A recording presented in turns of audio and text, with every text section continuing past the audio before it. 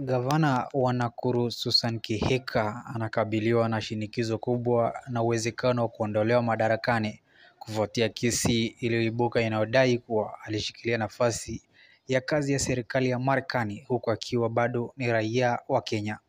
Kesi hiyo iliwasilishwa katika mahakama kuu ya Kenya na mpiga kura wa Nakuru Peter Kuria Mwaniki.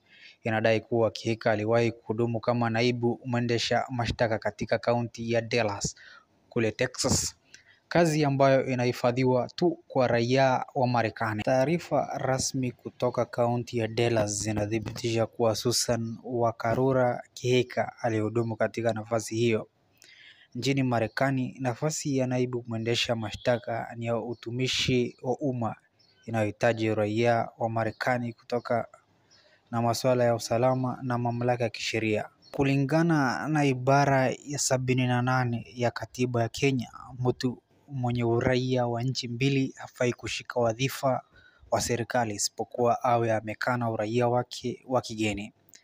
Hakuna nyaraka za umma zinazoonyesha kuwa Kihika alikana rasmi uraia wake wa Marekani kabla ya kugombea wadhifa wa kisiasa nchini Kenya.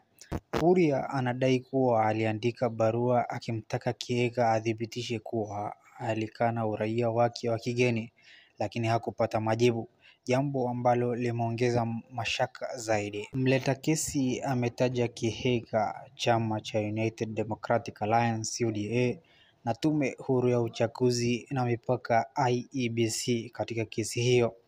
Anadai kuwa IEBC ilikosa kutekeleza wajibu wake wa kuchunguza ustahili wake wakati wa uchaguzi mkuu wa 2022, hivyo kumruhusu kugombea licha ya vizingiti vya kikatiba.